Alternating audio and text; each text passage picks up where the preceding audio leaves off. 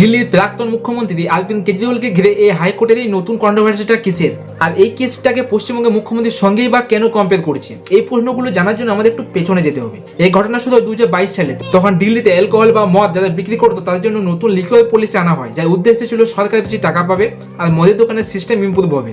কিন্তু এই পলিসি লাগু হওয়ার কিছু সময় পরই অভিযোগ উঠে আসে কিছু ব্যবসায়িক এক্সট্রা সুবিধা দেওয়ার বিনিময়ে কোটি টাকার ঘুষ নেওয়া হতো। আর এই কেসে অরবিন্দ কেজরিওয়াল, মানিশ সিসোডিয়ার মতো বড় বড় নাম জড়িয়ে যায়।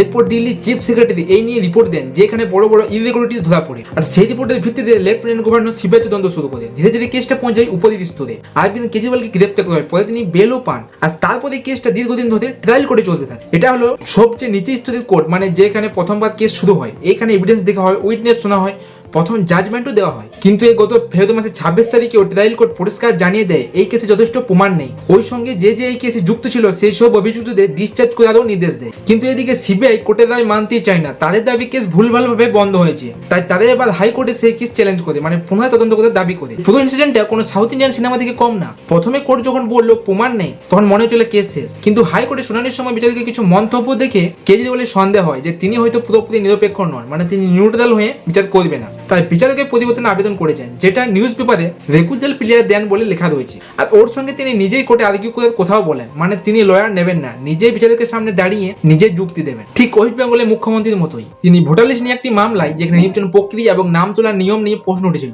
তারপর মামলাটি গিয়েছিল সুপ্রিম কোর্টে, আর সেখানে মমতা ব্যানার্জি সিদ্ধান্ত নেন তিনি নিজেই নিজের পক্ষে আর্গিউ করবেন। আর এখান থেকে কম্পারিজনটা উঠে আসছে। তবে মনে রাখতে হবে দুটো কেস কিন্তু সম্পূর্ণ আলাদা এবং আইনি প্রক্রিয়া আলাদা। আপনার মতে এটা সত্যি কি দুর্নীতি মামলা নাকি একটা পলিটিক্যাল গেম? কি মনে হয় কমেন্টে অবশ্যই জানাবেন।